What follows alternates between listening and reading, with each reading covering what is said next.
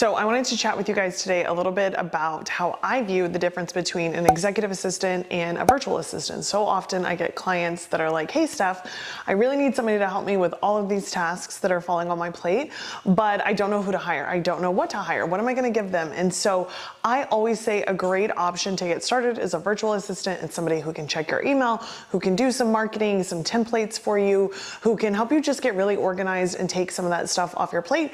You usually find them either in Latin America or the Philippines, and they are super duper affordable. So if you're just in startup mode, or maybe you're like, I don't need somebody full time, I don't want to have to do the benefits and the package and all of that crazy stuff, a virtual assistant's great. You can find them through several different companies.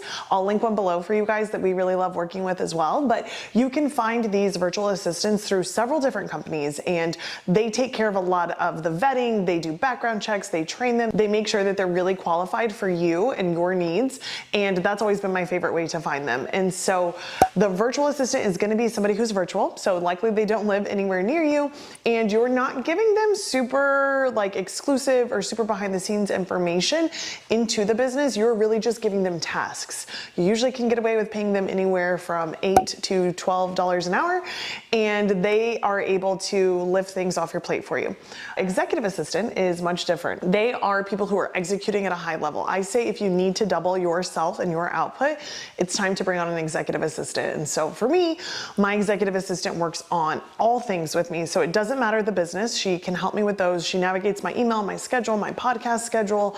She also helps me vision cast and vision plan for the businesses. She's heavily involved in the Wealthy Practitioner. And so we will have meetings and brainstorming sessions where we're really looking at like, hey, how can we improve this experience? What are we doing next? What's a big project that we're working on and executing on? And then we communicate about all of our tasks inside of Notion, which is where all of our projects are hosted. An executive assistant is going to be in person, likely, definitely stateside. They don't have to be in person, but for me, I am a verbal processor, so I love having my executive assistant come in person 2 days a week. And so she has a hybrid schedule where she's remote, but also in person. This helps us set the tone for the week, get on the same page about everything that we need to execute on, and then she's able to work remotely and execute on those projects that we set forth. And she also has a really, really intimate look at my life, so it has to be somebody you trust. I always say to do your due diligence, look them up, do a background check, do whatever you need to if this person's going to be working intimately with you inside of your businesses and your home. She has access to important things of mine, and so it's really important that I trust her. And that's not something that I would give to a virtual assistant. A virtual assistant is definitely somebody who's just like playing around in Canva or working on a CRM like Go High Level. Maybe they're editing, maybe they're doing things like that they don't really need access to a ton of stuff for you. I recently had a client, and she's amazing, and she's getting ready to scale her practices. So she is currently in the process of going from 1 to 3 practices.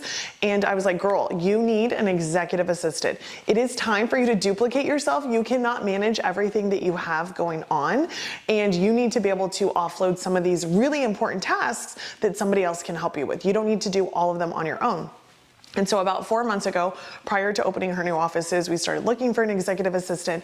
And typically an executive assistant also comes with more experience. So maybe they have experience hiring, firing, leading teams, project management. Maybe they've worked in big corporations or for high-level execs. And so they're able to bring that experience and really improve what you're able to execute on and what you're able to do inside of your businesses.